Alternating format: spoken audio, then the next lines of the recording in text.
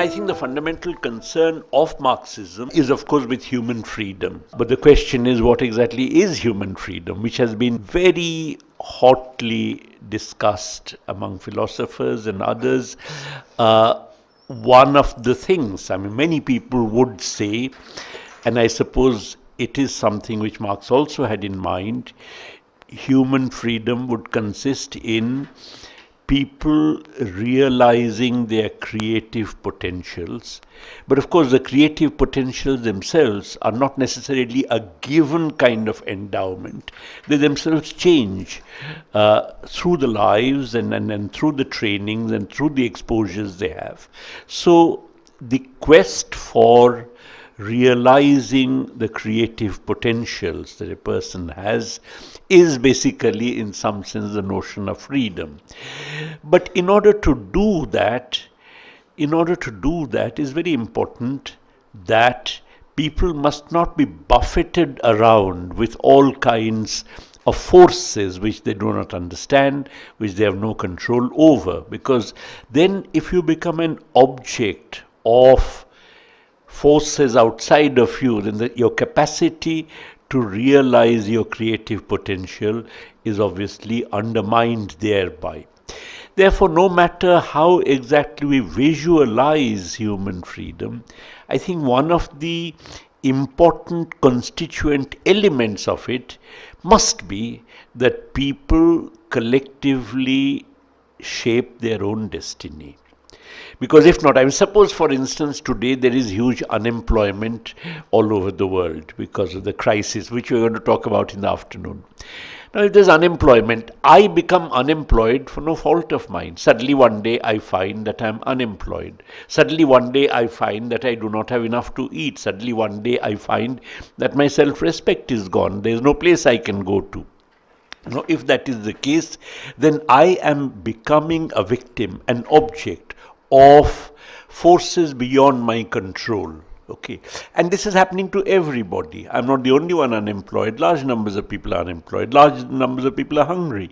So the point is that overcoming a state in which you become objects of forces outside of your control and thereby collectively shaping or mastering your own destiny must be a very important constituent of human freedom.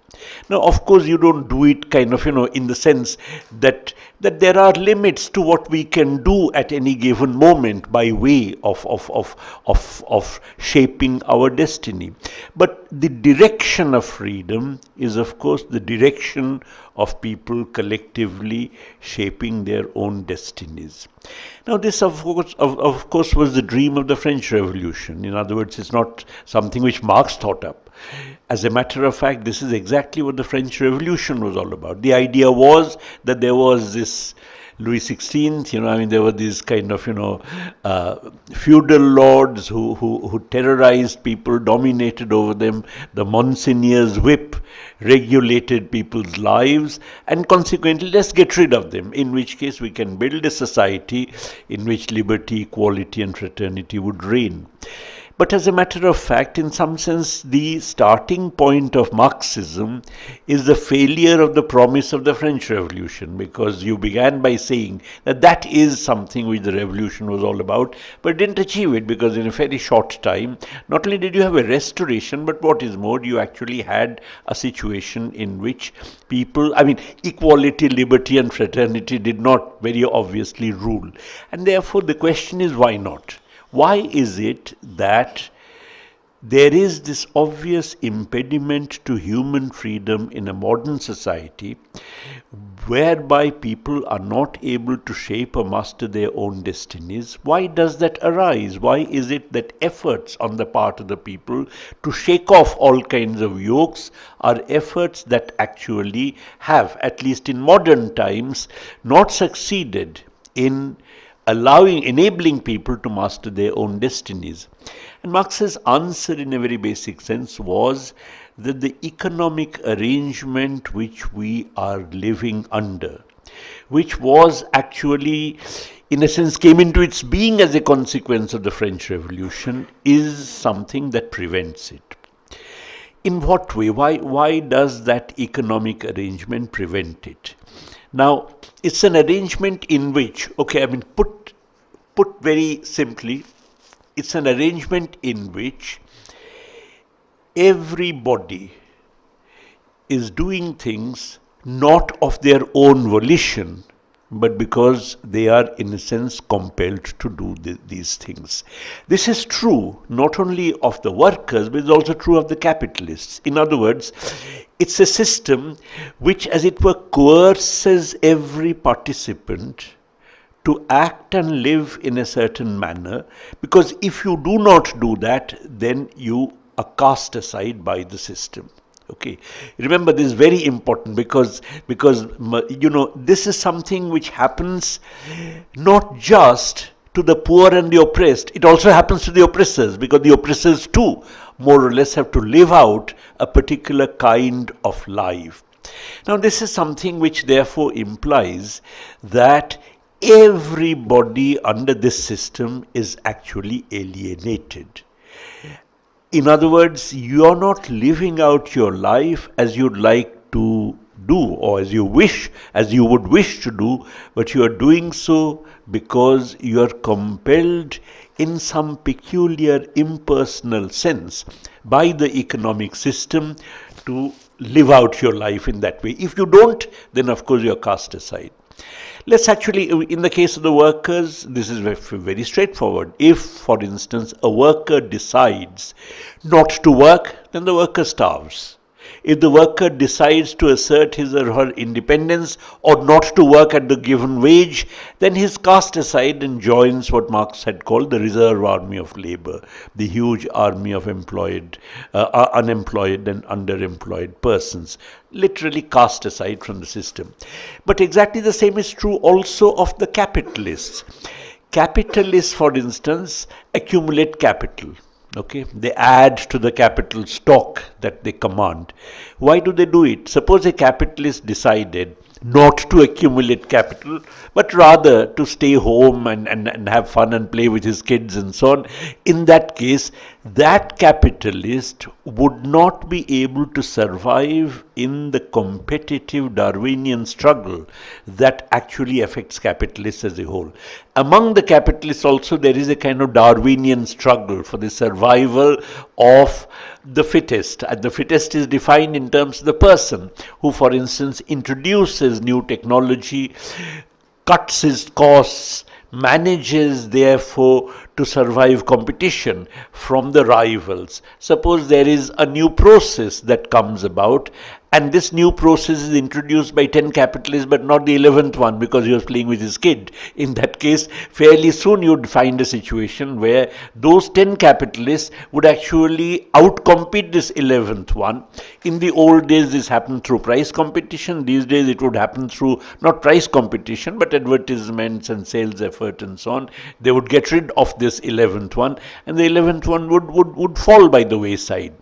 Therefore, it becomes incumbent on everybody to introduce, to kind of madly introduce new technologies whenever they become available. And in fact, to make sure that they do become available, because then you can steal a march over your rivals. And of course, in order to introduce new technologies over a period of time, new technologies require scales of investment which also keep increasing over time. And if that is the case, then to be able to introduce a new technology, you must have a minimum size. A small panwala cannot build a steel plant. Nobody would give him, he doesn't have the resources, nobody would give him the money. So if you want to build a steel plant, you must have some minimum resources of your own. And consequently, when society gets around to using steel, then it becomes necessary that only those who have enough accumulated capital would be able to move into the production of steel. And therefore, accumulation of capital gets demanded, as it were, by this competitive rivalry among the capitalists, as Marx said, accumulate, as the Moses and the prophets. So much so that actually the capitalist behavior, in other words, being shaped not by what they wish to do, but by the compulsions of the system, Marx had actually said the capitalist is capital personified. In other words, it is capital in the shape of a person. A person manages to control capital, control a particular block of capital, but the behavior of the capital is something which manifests itself through or realizes itself through the activities of that person, who is not free to act any way that the person wants. Therefore, what we have really is an extraordinarily impersonal system in which every economic agent, if I can use that term which economists use these days, every economic agent is made to play a particular role, because in the absence of his or her doing so, the system would just cast the person aside. So it is obviously an alienating system, because you're not living out a life as you'd like to, but you're living out a life because you're compelled to do something whether or not you wish to. But this also implies something more. This implies that the system has a spontaneity. Okay, let me just explain spontaneity. I mean, what I have in mind is that the tendencies of capital realize themselves through the behavior of the capitalists and so on. But there are tendencies of capital. When Marx talks of capitalist as being capital personified, what he has in mind is that there are certain things which happen in the system, not because anybody wants it to happen that way, not because anybody is controlling the system, but it's a spontaneous system, it's a self-driven system. In the self-driven system, individuals have no control over it, economic agents have no control over it, but the system drives itself forward. It is a spontaneity of the system, which therefore implies, obviously, in a very obvious sense, the total absence of any freedom, because freedom implies that you master your own destiny, while here you are a victim of the spontaneity of the system. And therefore Marx's argument was that the economic arrangements within which we live are arrangements which are actually destructive of any prospects of human freedom. They give rise to a self-driven system, and the self-driven system is one in which the individuals are actually, as it were, cogs in a wheel of the system which drives itself forward, and consequently what happens to them is not what they decide, not what anybody decides, but on the other hand is the fallout of what he called the immanent tendencies of capital, that it drives itself forward realizing certain kinds of tendencies. One of the tendencies I have already been referring to, namely there's accumulation in order to introduce technological progress. Obviously some people manage to introduce technological progress, some people don't manage to. Those who don't manage fall by the wayside. In other words, it's a Darwinian struggle in which not that everybody survives, some in fact do not survive, and consequently over a period of time there is what Marx calls centralization of capital, the formation of bigger and bigger and bigger blocks of capital. We have seen this in front of our eyes, multinational corporations, giant corporations and so on, starting from the days of 19th century capitalism where you have mama papa shops. So obviously there is this process of centralization of capital. That's one of the immanent tendencies. Likewise, if you have centralization of capital in which, as Marx had said, one capitalist kills many, then it is most unlikely that this would happen only within the capitalist sector proper. If there are all kinds of petty producers, that capitalism would leave them aside as an act of courtesy. Obviously, if one capitalist kills many capitalists, then one capitalist simultaneously kills many more petty producers, which is really simply the realization of this tendency towards centralization at the world level. So these are all basically, as I said, immanent tendencies of capital. They arise not because anybody is nasty or because anybody wants it to be that way, but fundamentally because that is the way that the system operates. And if the system operates that way, then it follows that there is an obvious absence of freedom, because everybody within the system is in fact alienated from it. Everybody is playing out a certain role which is given to them. Because they are compelled to play out this role, in the absence of it, they would just be cast aside. Now, the fact that, okay, we can discuss all these things later on. Uh, but I mean, one of the very important implications, okay, you may say, maybe I'll discuss it right now. You see, there was a view which was very common, which is still very common, the liberal view. I think someone was talking about Piketty's book just now when we were outside. There is a view, the liberal view is, and in fact this is a fundamental difference between Marxism and liberalism. The liberal view is that we can actually control capital, control the immanent tendencies of capital. We can reform capitalism. We can regulate capitalism. The liberal view was most emphatically expounded in the 30s in economics by John Maynard Keynes, who actually said that, listen, all this unemployment, I agree that the capitalist system generates unemployment, but if the state can intervene in order to keep up the aggregate demand, then unemployment would disappear, and consequently, from now on, he said that, look, mankind is not going to tolerate this kind of unemployment for long. But on the other hand, we don't need to go to socialism. We don't need to overthrow the system as a whole. Obviously, if the system's immanent tendencies produce all kinds of features over which nobody has any control, in that case, the only way for human freedom is to get rid of the system. So a revolutionary conclusion that it becomes essential to change the economic arrangements within which we live is something which follows directly from this conception of capitalism as a spontaneous, self-driven system. John Maynard Keynes' argument was the opposite. In fact, the standard liberal argument is the opposite, that no, it's possible through the state, for instance. We have a democratic state, people elect the state, people elect the government that mans the state, and of course that government can then have controls on capitalism, and if it has controls on capitalism, then we'll be able to mold it, we may be able to make it malleable, we would be able to shape it to our liking, in which case many of the features of capitalism would actually disappear. Features that we don't like, features which are unwelcome as far as mankind is concerned, can be made to disappear. And as a result, actually, in the post-Second World War period, you actually had, for a while, the most gigantic experimentation by way of controlling capitalism. How that experimentation came about, I need not go into. I believe historically that experimentation was itself a sort of contingent phenomenon, namely that, at the end of the Second World War, capitalism was extraordinarily weakened because you had a situation where there was big growth of the socialist camp, there was big growth of working class movements all over Western Europe.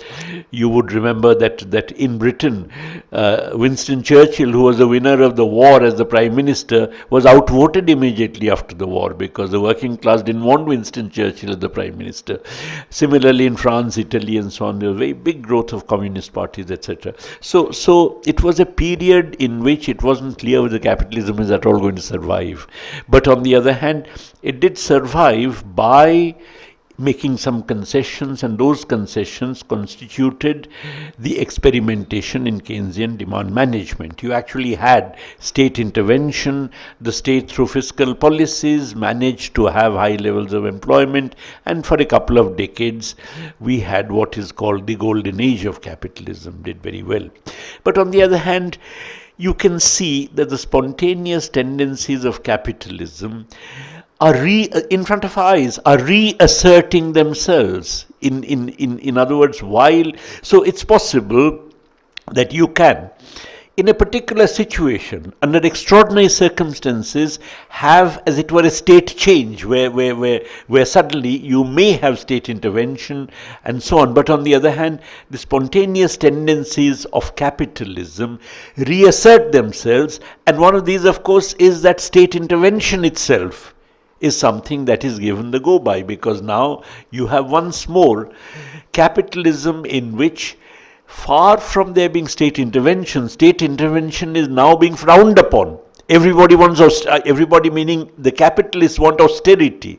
They want balanced budget, or they want at the most 3% fiscal deficit. So that precisely the kind of thing that Keynes had said he had recommended for rescuing capitalism and making it regulated, controlled, are the things that capitalism in front of our very eyes right now is actually overturning, is actually getting rid of.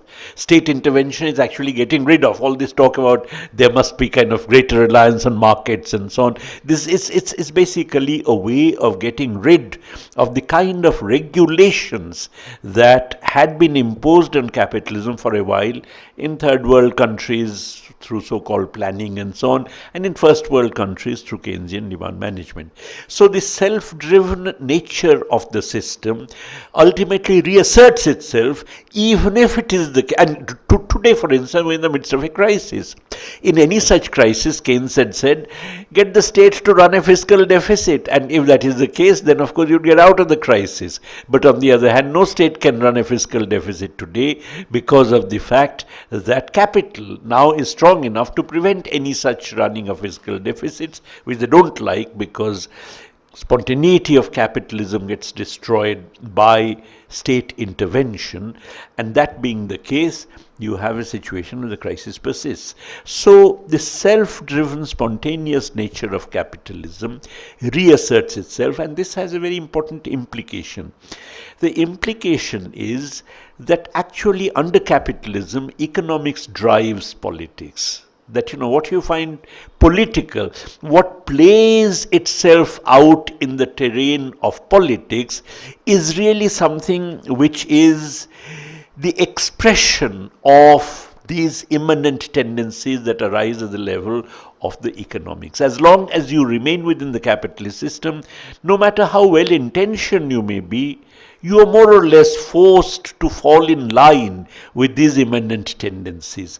Look what's happened in Greece. You had actually a strongly left-wing government, Syriza, which came to power promising an end to austerity. But of course it remained within the rules of the game of capitalism, it remained within the Eurozone and so on, and consequently it had to actually compromise on the basic promise on which it had come.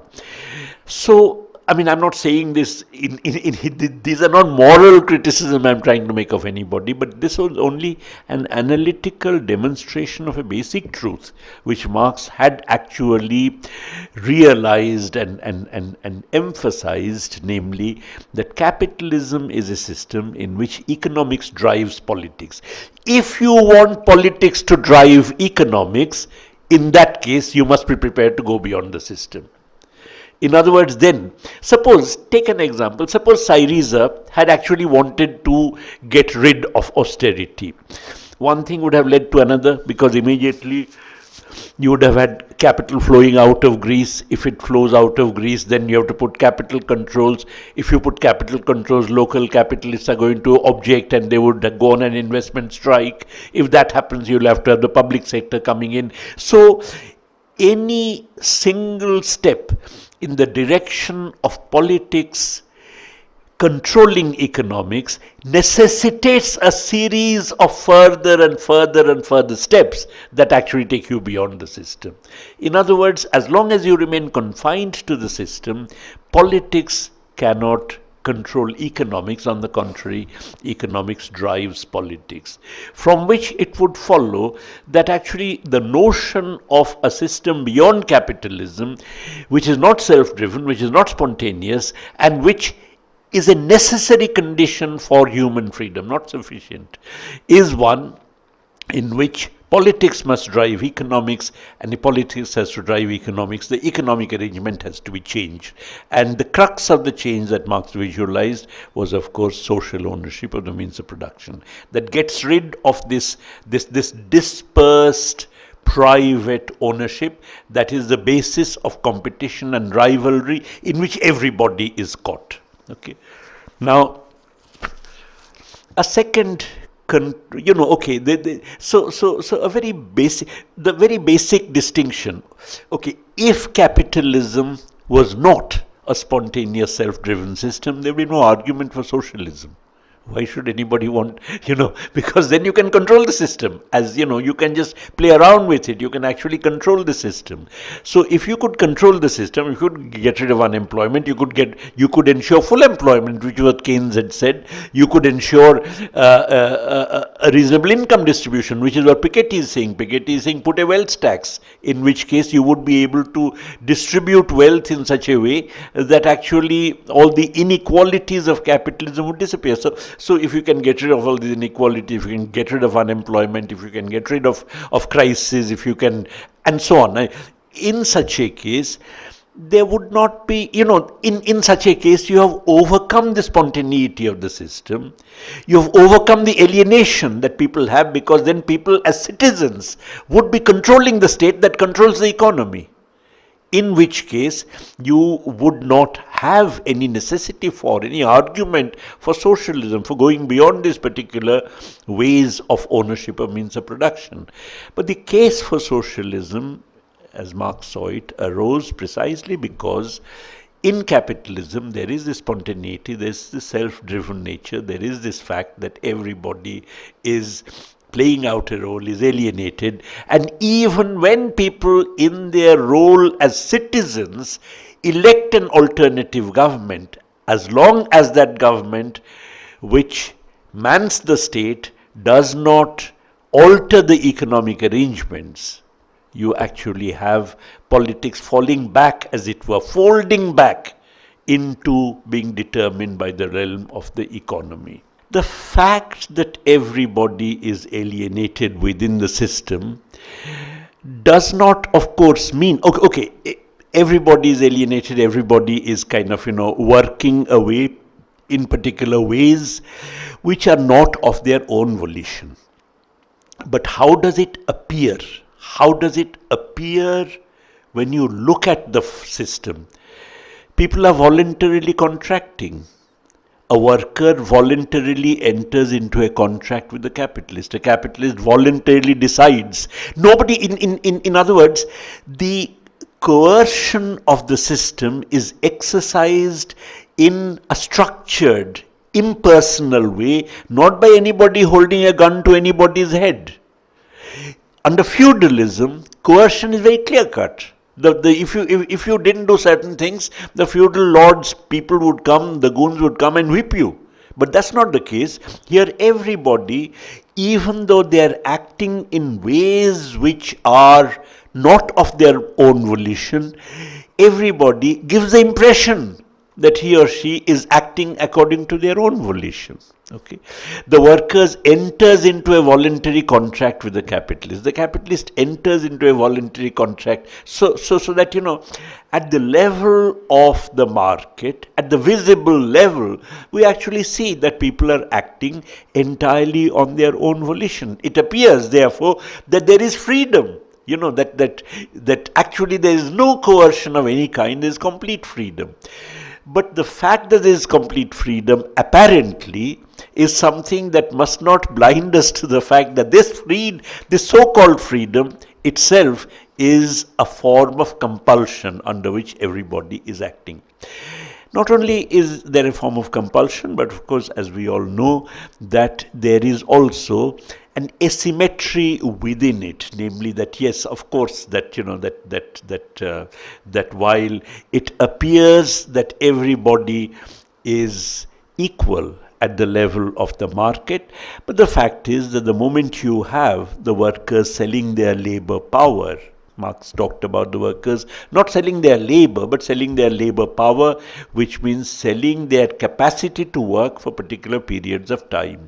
A slave sold his capacity to work for a lifetime. But on the other hand, a capitalist or a wage worker sells his capacity to work maybe for a day, for a certain number of days or whatever. And Marx called that labor power. So the fact that labor power is a commodity implies that actually the capitalists themselves who purchase this labor power then use it for producing output, The use of labor power is labor, and as you know, the amount of output that is produced is much greater than the value at which this labor power was purchased, which is a source of surplus value. Surplus has existed throughout human history, well, almost throughout human history.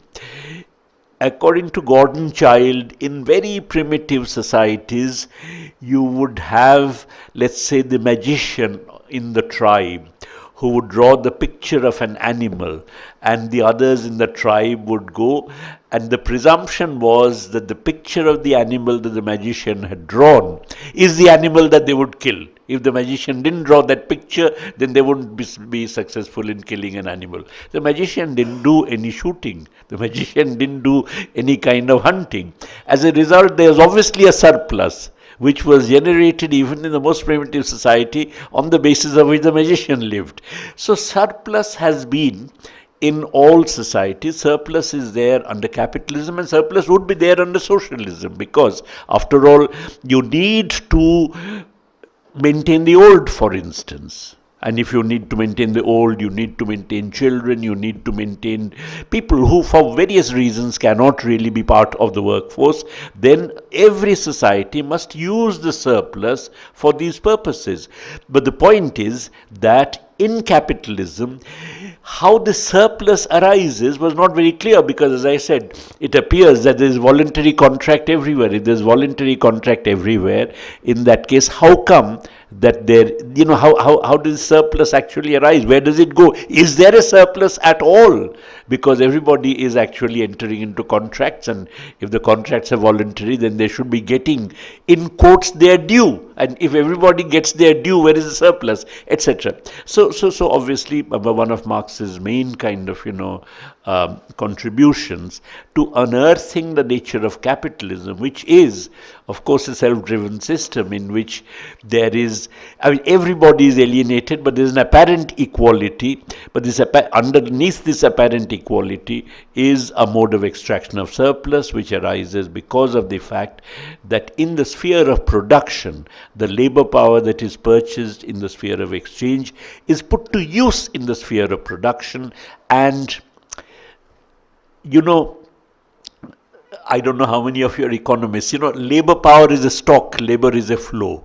Okay, so the point is that capitalists purchase the stock called labor power, but on the other hand, the flow is the labor, and of course the labor which the labor power is made to work for, number of hours and so on, is much greater than what is required for the production of the means of subsistence of the laborers. So surplus arises in the sphere of production. Because surplus arises in the sphere of production, it also arises because labor power has become a commodity. Okay, the form of surplus is because labor power having become a commodity, its use generates an amount of work that's greater than what is required for producing the subsistence of the workers themselves. But of course, because of the fact that surplus arises in the sphere of production, revolutionizing the sphere of production then becomes the way in which competition in capitalism manifests itself. So as I began earlier, that this Darwinian struggle that capitalists are engaged in is a Darwinian struggle through which there is a continuous revolution in the methods of production. That's why capitalism is in fact such a revolutionary system in one sense, because it generates enormous increases in the productive capacity of society, in the level of productive forces, far more than any previous mode of production had generated. So that's kind of at one level. Therefore, you find that it's a self-driven system. It's a system in which there is apparent equality, but underlying this apparent equality is a generation of surplus value, and that is in the sphere of production with its own implications. And of course, if you have apparent equality but a generation of surplus, nonetheless, underneath this equality, the question would be that how do people see this surplus? How is it that, let's say, the surplus manifests itself in the form of various kinds of property incomes, rent, profits, and so on? Then how do those who get profits or get rent, how do they see it? And of course, since they are the dominant elements in society, the way they see it is in fact the way that society itself would see it, because the dominant ideology is the one that also is the ideology that prevails in society. And of course, here Marx had very interesting comments to make about commodity fetishism, that, that basically the presumption is that when the capitalist owns the means of production and the worker, not having means of production, has to sell the labor power to the capitalist, there is apparently an equality of exchange between the capitalists on the one hand and the workers on the other hand. The fact that profits arise is then seen as some kind of a remarkable property of the means of production themselves, a kind of mysterious property of the means of production, whereby they seem to have some capacity to generate a surplus. As a matter of fact, it is all surplus is from people's work. They get a certain part of subsistence, the rest is surplus. That is the basis of social relations. But on the other hand, these social relations become obscured because you attribute all kinds of mysterious properties to the means of production themselves, saying that the worker does this much work, means of production do that much work, and the joint amount is the output, to which there is some contribution made by the means of production, some contribution made by the workers. And therefore you find that there is what Marx said, a kind of commodity fetishism in which mysterious properties are attributed to machines or attributed to means of production, etc. Social relations are obscured. They are obscured by the nature of the system itself, not because anybody wants to obscure them per se, but they are obscured by the nature of the system itself. But on the other hand, this is something which is then, what happens in society is explained not in terms of social relations, but in terms of some mysterious properties of things. In other words, we see not relations but things, on the basis of which, again, as many people have noted, in Marx there is the fact, that the fact that there is an opaqueness that is introduced into social relations also implies that everything is simultaneously has a dual character. The means of production are not only means of production, they're also capital. The production process is not just a production process, it's also a production process that generates value at the same time.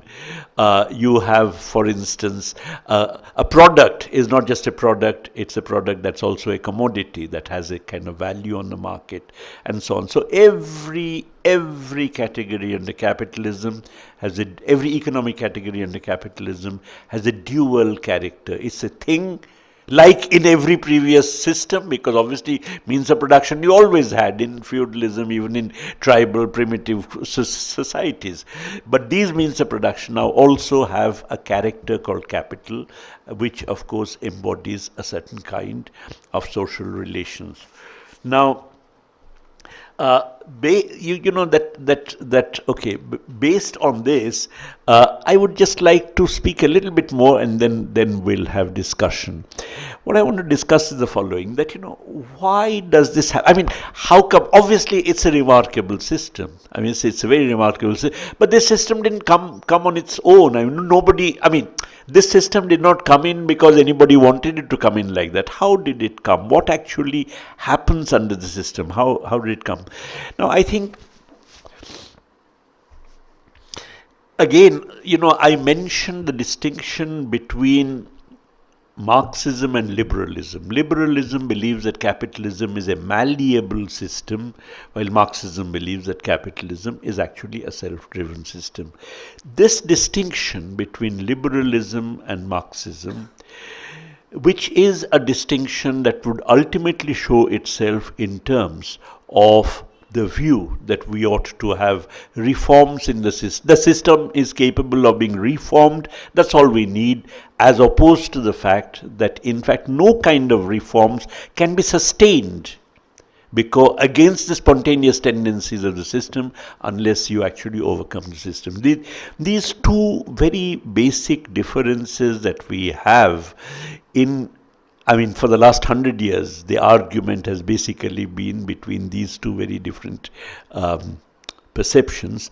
I think these two different perceptions also characterize the notion, in my view, the notion of commodity which arises under liberalism and the notion of commodity that arises under Marxism. And I think it's quite important to keep that in mind. And, you see that what is a commodity? Commodity is something that's bought and sold in the market. Now, suppose, for instance, I happen to have, it's exchange in the market. Suppose I happen to have, for Diwali, I get a lot more sweets than my children and I can consume, then I can actually go and sell it in the market. Or maybe I can exchange it to you against, I can give it to you and you in return can give me, let's say, some dried fruits of which you may have got too much. Is that commodity production? Decidedly no. You see, commodity production does not mean just anything that is bought and sold in the market. Okay. But that is the way that, let's say, Adam Smith would have defined commodity production. Adam Smith is the person to whom liberalism can be traced. Adam Smith was, as you know, the father of political economy, generally called the father of political economy. Adam Smith said something interesting. He said that, look, exchange arises, or commodity production arises because people have what he called a propensity to truck, barter and exchange. That basically people have this inner desire to carry out exchange. Maybe because they have too much of something, too little of something. I mean, obviously, if I have only enough which is required by me, then my inner desire cannot be satisfied. But on the other hand, if it is something which is more, in other words, if I'm in a position to exchange, the fact that I do so is because, he said, there is a propensity to truck, barter and exchange.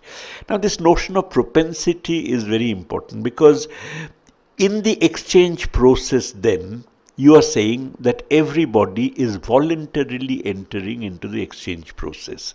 You are saying that in the market, everybody is, as it were, a subject. That, okay, I enter as a subject into the market in order to sell something. So my autonomy as a subject is not compromised by the fact of exchange. In other words, exchange is my volition.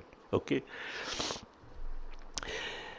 The Marxist perception, however, would be the following. Now, from this it would follow the Jajmani system is an example of exchange that we had in ancient India, we still have in many parts of India. From this it would follow that, let's say, that in Mughal India, where, let's say, the revenue, in Mughal India, what used to happen, let's say, is that, the peasants gave the emperor or his kind of minions a surplus or revenue in the form of money, cash. They did not give rice or they did not give produce and so on. So what happened? How did they get this cash? Because when you have cropping taking place, merchants would come. Merchants would come and buy up the crop and give them cash, which was then given to the emperor. But on the other hand, merchants obviously did not buy up the subsistence of the peasants. They bought up only the surplus. In other words, suppose a peasant produced 100 bushels of wheat, of which the peasant family would consume 50 bushels over a period. Then only 50 bushels, which is the surplus, was sold to the merchant. The cash against it was given to the emperor. Okay. You had, as it were, the surplus being exchanged, taking on the form of a saleable good, but not output as a whole. Is that commodity production? Marxism sees the commodity as one which for the seller is exclusively money. Is not a useful thing for the seller. That is what, let's say the owner of Walmart does not go and, let's say in Delhi, the halwai, the mithai shop. Suppose they make kind of 20 kilos of laddu per day, and suppose 19 kilos are sold, then the remaining kilo of laddu is eaten by the mithai owner's family or is distributed among his friends. That is not commodity production, because to the mithai owner, that laddu, in other words, is not just money, it also something which satisfies his family's wants and so on. Now, that is a liberal notion of commodity. The liberals would say that that is nonetheless a commodity. But the Marxist notion of commodity production would be that no, in fact, a commodity is that which for the seller is pure money. The owner of Walmart does not even in the evening go and get hold of whatever is unsold and distribute it among his friends. Okay, on the basis of which I actually believe that when I go to the neighboring shop where I live in Delhi and I buy, let's say, 200 rupees worth of goods, I happen to have only, let's say, 195, and the shop owner says, "Baad mein de dijiye, give 5 rupees later." That is actually not commodity production. In other words, that is still a very primitive stage. That's not authentic commodity production. You go to any American supermarket, they deliberately price things as $23.99, and you can't give $23.98. They won't sell you the good. You would have to give $24, of which then the salesperson returns 1 cent to you. That is commodity production. Commodity production is one in which, therefore, all personal relations are in fact washed away. It is a sign of the fact that for the seller, a commodity is pure money, that who the person is selling it to becomes irrelevant as long as that money is actually realized. And consequently, all personal relations become dissolved in the world of commodity production. How did it come about? It came about not because voluntarily people just decided to sell one day commodities, but I believe it came about through the opening up of long distance trade, where you are anyway selling to a distant impersonal market, and consequently competition, which I said characterizes capitalism, already emerges in that commodity production. Because suppose you sell it in a distant European market, if you are not able to sell, someone else would be able to sell, in which case you would not be finding a market there. You are produced for that market, you may not be able to sell it. Therefore, competition, commodity production, impersonality, all these things which are which capitalism carries forward already arise in a way through the operation historically of opening up of long distance trade. I believe, I'm not a historian, but the point is that what I want to draw attention to is that there is a fundamental difference between the liberal notion of capitalism and the Marxist notion of capitalism, which mirrors a fundamental difference between the liberal notion of a commodity and a Marxist notion of a commodity. Because the liberal notion of a commodity is that actually people voluntarily enter into exchange relationships. They sell whatever they don't wish to consume and so on, and therefore they retain their subject role even when they are entering into the exchange relations with others. But fundamentally, commodity production is a denial of that subject role. When a peasant, for instance, produces some commercial crop and for which there is a drop in the world market price, and the peasant in Andhra Pradesh, let's say, commits suicide, then there is the impersonality. The peasant is producing for a market he doesn't know. The peasant is producing for people he doesn't know. The peasant is producing only for money. And the peasant is producing for money because that stuff he is producing has no use value for him. That is commodity production. And consequently, there is complete impersonality. And of course, the peasant therefore is a victim of the market. The peasant is not the subject, but the peasant becomes the object of the functioning of exchange relations on the market. Consequently, there is a fundamental difference between the Marxist notion and the liberal notion of commodities, which then, as I said, mirrors the fundamental difference in the Marxist notion and the liberal notion of capitalism.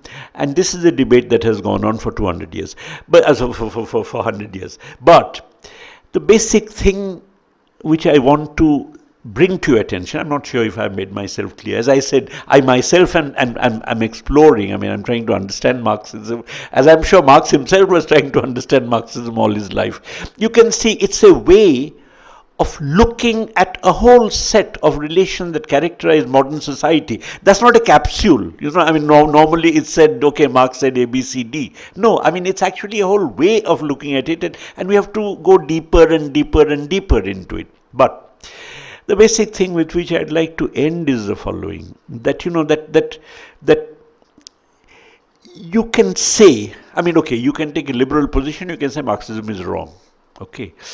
But on the other hand, there is no escape from Marxism. You see what I mean? As long as you are at all talking about the project of human freedom, and we are, whether we like it or not, that is what we are talking about. Starting from the French Revolution, that has been on the agenda. The moment you are talking about human freedom, here is this view that says human freedom is impossible within the economic arrangements that we have today. Now you can think about it and say, I don't agree with him. But on the other hand, you cannot ignore it. You cannot just say that this is something which is irrelevant to my intellectual quest. Okay. So in that sense, Marxism would remain with us as long as the quest for human freedom remains with us. Okay. I think I have to stop there. Yeah.